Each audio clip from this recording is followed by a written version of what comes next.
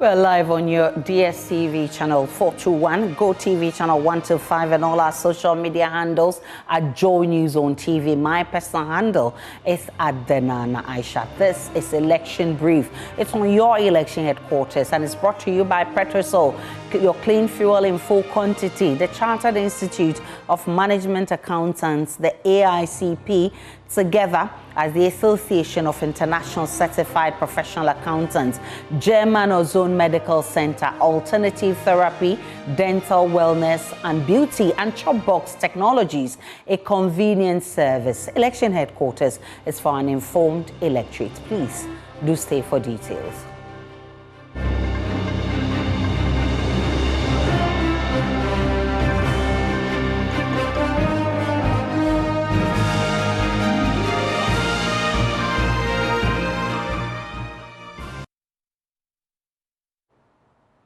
The opposition National Democratic Congress has issued a stern warning to the National Identification Authority against facilitating the registration of illegal voters in Pusiga during the ongoing limited voter registration exercise. The party insists that such actions are not in the country's best interest and has vowed to fiercely resist any such attempts. Dr. Edward Omaneboama, the NDC's Director of Elections and IT, expressed these concerns in a Facebook post on Tuesday, May 21.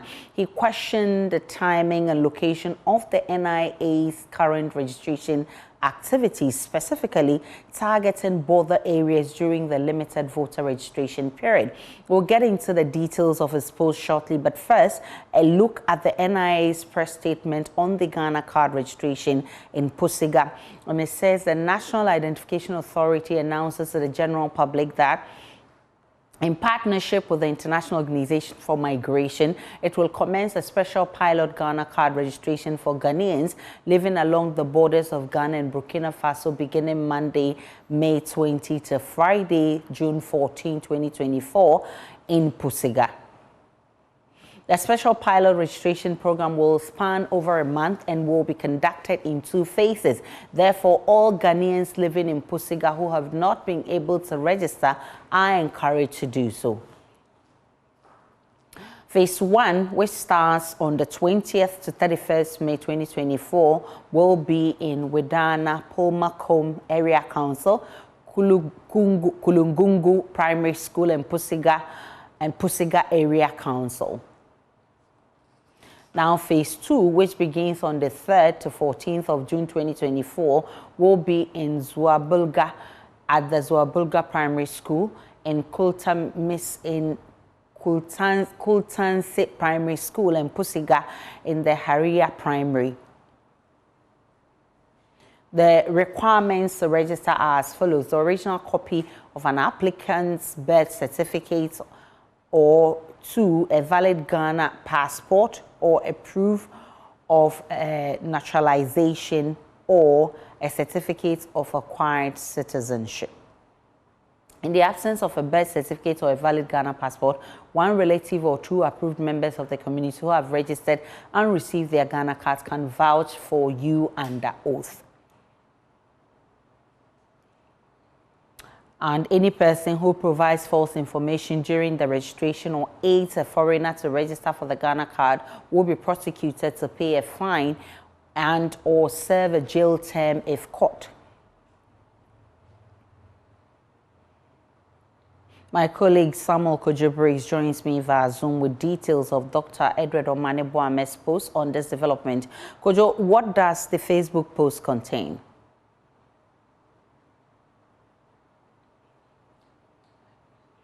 Kojibris, kindly unmute for me.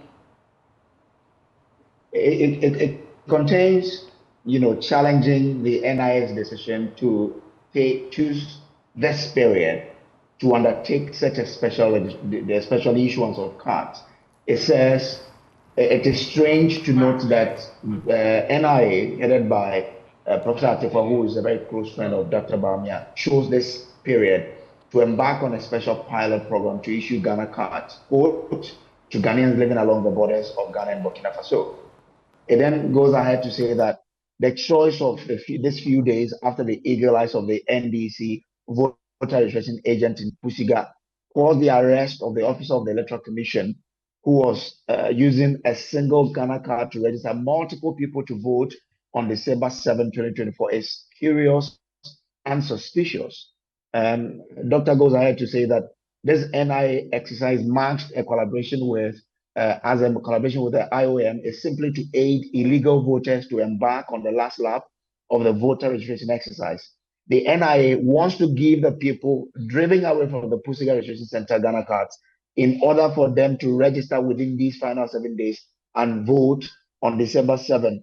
It says the NDC will only allow legal registration of voters.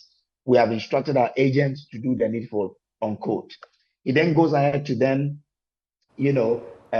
recall what they said in their press conference of 16th May 2024, which said, quote, ladies and gentlemen of the press, we are compelled to address another grave concern, the flagrant abuse of the Ghana card.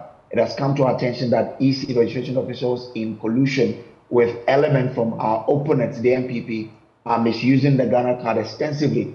A particularly alarming instance was uncovered at the Pusiga Registration Center, where EC registration officer Mahmoud Al-Hassan used a single Ghana card to register over 20 applicants, unquote. So it's just about looking at what happened in the Pusiga area and the fact that the NIA has also gone ahead to then begin this special program to issue cards to people in Pusiga area to sort of draw, an inference to what happened where someone was using a single Ghana card to register people, the NDC agent causing the arrest of such a person, and now the NIA choosing that special place again to say, we want to, in collaboration with the IOM, issue this special Ghana card. That is where the Dr. Mahama is trying to draw the correlation between what the NIA is doing and giving credence to people or giving them authority to then be able to register to vote in this election come December 7th. Samuel Kujabri is bringing us up to speed on what Dr. Omane Boamah has been posting on Facebook. I've been joined by the special aide to the NDC flag bearer, Joyce Bar Mokhtari, for more. What has necessitated this stern warning to the NIA by the NDC? Well, thank you very much, Aisha. Thank you. I mean, I listened very carefully to your reporter. Unfortunate, regrettable. All these illegalities, all because the EC refuses to do the needful. The Electoral Commission of Ghana. Right, so we've lost Joyce Bar Mokhtari there. Is a registration of underage children. There is so many of these incidents across the country. The error fraught, numbers that the EC is actually currently uploading. And every day they'll come back and apologize and, re-update the system. I just don't know what's going on.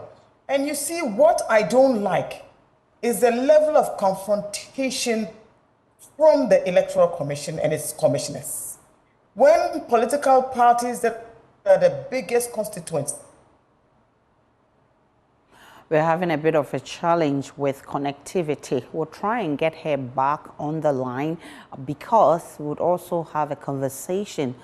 All right, I think Joyce Bar Mokhtari is back. We lost you briefly. Yeah, sorry. So, it is also because, look, we expect, and I believe I listened to the flag bearer yesterday, all we are asking for is that the Electoral Commission should be up and doing, improve upon its skill set first and foremost.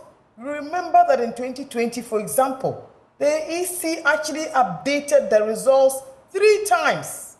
This time, no political party is going to sit and allow the Electoral Commission to do what pleases them to do. We will not also allow any arbitrariness, but I believe that what we are refusing to tolerate at the moment is the illegalities currently going on. And to think that of all coincidences, the NIA now decides to go to Pusiga, currently a hotbed of where such illegal activities are taking place, ably supervised by the Electoral Commission, and to say that they are going there to start a pilot program of issuing what? NIA cards to young children. Aisha, look, I expect the media to continue to highlight these issues. That all we are asking the Electoral Commission to do per se is that do your work, and focus on what the CI is asking you to do. It is the responsibility also of the EC to disqualify any persons who are underage, persons who do not qualify to be registered, and above all, to sanction persons who undertake these illegal and dubious activities. And yet we are not seeing that. This is what the Electoral Commission has been doing over the years. I believe that they themselves need to improve upon their competences, improve upon their capacity, and stop the confrontation. If you don't churn out wrong results, if you don't churn out wrong numbers, what will be our problem? If you don't have children who are underage registering to vote, almost as if it is sanctioned by the Electoral Commission and its officials, who will complain? Nobody will. Well, all we are asking for is that I'll have you hold Joyce Bauer Mokhtari and still stay in the Upper East region, because the Electoral Commission says fake Ghana card numbers were used to register some individuals in the ongoing voter registration process at the Pusiga District Registration Center on May 13, 2024. According to the EC, approximately 17 individuals were found to have utilized counterfeit Ghana card numbers during the registration exercise conducted at the said center. The Electoral Commission has issued a statement to clarify that incident, and I'll share that statement with you right now. But your quick reaction to this? Oh, look, it's the same thing. I mean, I spoke about this earlier. So many statements, and as soon as they issue a statement, they go back and do the exact same thing. The question is that, what are they protecting? What are they ring fencing? What is all the gerrymandering and gaming about? The Electoral Commission should be seen to be doing its job. If people have used illegal Ghana cards and illegal Ghana card numbers, it is their responsibility to cause the arrest of these persons and to sanction them in accordance with the electoral laws of Ghana. That is not the responsibility of political parties. It is their duty so to do. You know, look, I think that we don't expect our Electoral Commission to become like a crying baby, going out there to cry foul all the time. We expect to see them doing the needful, take action where it's necessary. But you see, all of this has come about as a result of the fact that the EC is refusing to be what? To be transparent and to be accountable. At the end of the day, I believe that the Elections Directorate of the National Democratic Congress has done a yeoman's job, highlighting all the wrongs of this process, continuing to remind the Electoral Commission of its responsibility to the good people of Ghana. And of course, each time they post these error fraud numbers, we are very quick to identify them and to expose them. I think that what is within the remit of the EC is their business. We do not want to go in. I mean, look, what do they expect us to do under the circumstances? Everybody's talking about the EC and its approach, the loss of those BVRs and how they handle the matter. And it's still a matter that is within the public domain and still ongoing. I'll share and with... then suddenly... issues. We expect them to be up and doing. Right. So that's Joyce Bauer Mokhtari, who is aide to former President Mahama and NDC flag bearer for the 2024 elections. In fact, the flag bearer has been explaining what he will do when he comes to power. He has hinted that his government will pursue a regime accountability agenda to retrieve stolen state funds lost to corruption. He, however, adds his appointees will not be left off the hook if found culpable. John Mahama, who made these comments in his interaction with the clergy, said this will form part of the new standards his government will introduce in fighting corruption. Cases that I could cite, SML, there are so many of them, but I guess if I wanted to go through all of them, we will not leave here today. I make a firm promise to you, my Christian fathers, that the administration that I'll lead will set a new standard in the fight against corruption. We will fight the canker of corruption and defeat it. We'll retrieve stolen monies. We'll retrieve stolen monies and hold people in government accountable. But we're not going to pursue just regime accountability. The norm has been that it is only the past government that you hold accountable for any acts of corruption. But we will ensure that those in our government who are also indulged in corruption will be held accountable. And so we will not go witch hunting we won't go witch hunting the past government. If people have been involved in malfeasance, they must be held to account. And if people in our administration also follow the same path, they must also be held to account. It is only that way we'll be able to get a handle on the canker of corruption. We heard the NDC flag bearer, John Mahama. His aide, Joyce Mokhtari, is still with us. And I've also been joined by Richard Ahiagba, who is Communications Director of the NPP. Grateful for your time, Mr. Ahiagba, for joining. Now, let me start with you, Joyce Mokhtari. Mr. Mahama is actually seeking power for the second time. In his first administration, there were some of his appointees that were tagged with corruption acts. I mean, the Jida saga, the Utomba saga, and a host of others still fresh in our minds. What really did he do in terms of dealing with these issues for us to believe him that he will really pursue a regime accountability agenda if re-elected? Let me first and foremost indicate that I don't want us to keep nitpicking. Indeed, if you look at the record of our attempts at fighting corruption, Mr. Mahama is far ahead. Indeed, for all the sins of Mr. Mahama, for all the criticism that was rained on him, today we've heard all of your anti-corruption crusaders, for example, Manasseh Azuri-Awuni, who has spoken extensively about the transparency with which Mr. Mahama handled all of these corruption issues that came up under his watch. Indeed, you remember that Jida in particular was actually tried and tested, and all the persons who were involved, some were actually even sentenced. You know, look, I have no doubt, and I remember even in some cases where there was an attorney general was actually asked even to report on a matter, to generate a report. Mr. Mahama handled corruption very swiftly. He himself allowed himself actually to be investigated by Shraj at the time. And you were all witnesses to this matter. Do you ever recall Mr. Mahama deciding to hide any report that came from the Commission on Human Rights and Administration Justice, for example? No. Do you remember a time when journalists were, look, today we have the Right to Information Act, a legislation that was passed as part of the actions by President Akufo-Addo to show that he was fighting corruption. We have the Office of Special Prosecutors Act, and hey, look at the conversations we are having. We are not saying it. The first special prosecutor, whose announcement was greeted with enormous pomp and pageantry, look at how it ended. The former Attorney General, the Honorable Gloria Akufo, look at how it ended. Today, they have frustrated the current special prosecutor to the extent that presently he himself is under impeachment proceedings based on a petition from the first special prosecutor. Aisha, Mr. Mahama has indicated that his administration was not perfect. He has also admitted that the criticisms that were directed at his administration were largely unfair. Indeed, today we have Transparency International that has actually clearly stated that Mr. Akufo-Addo has made no attempt whatsoever. Look, I myself was a good example. Everybody went on and on about family and friends, and it was always just me.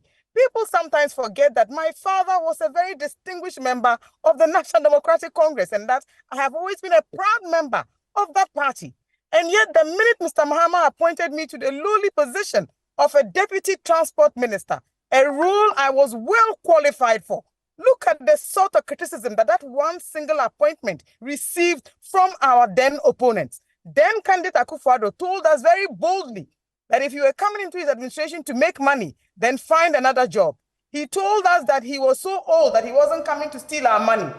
His then candidate and running mate told us all the tales about what they were going to do to fix the economy and why they thought that they were much better. Today, sadly, you and I know, and I don't want us to belabor the point, that corruption is at an all-time high, that the stealing is now so endemic that everybody has stolen so much, we don't even know what else to do. Indeed, everybody fighting corruption is being fought from the Malevo to all the other people. Even today, as we speak, the special prosecutor is being fought because he was actually appointed to come and taunt and harass members of the National Democratic Congress.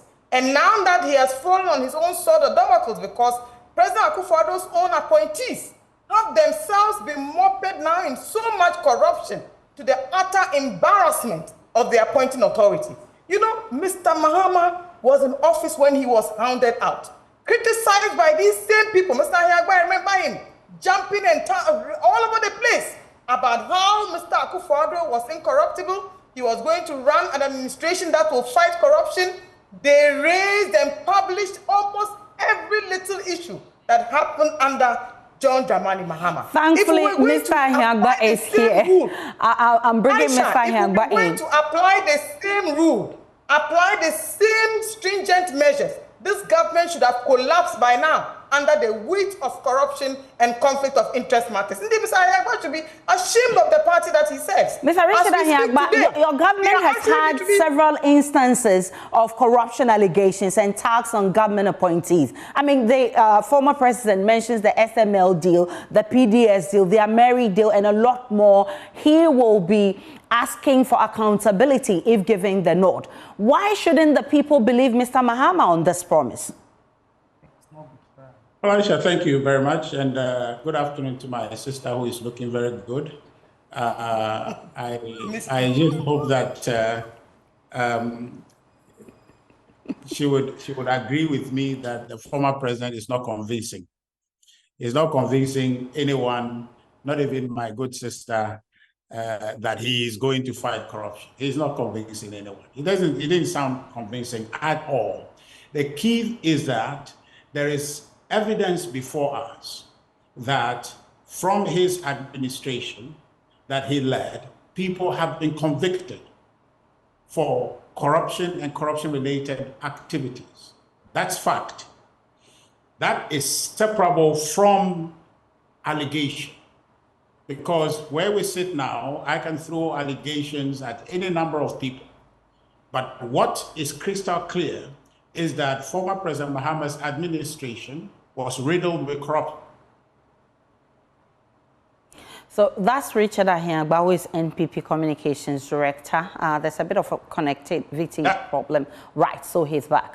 Joyce, hello? Go ahead, Mr. Ahiagba. Hi, my sister Joyce is a lawyer, and she understands these things. Where there is no evidence and people are throwing, allegation up and down, she cannot accept that to be evidence and material such that, people be convicted or people be hounded and be labeled as corrupt because somebody decided to say they are corrupt.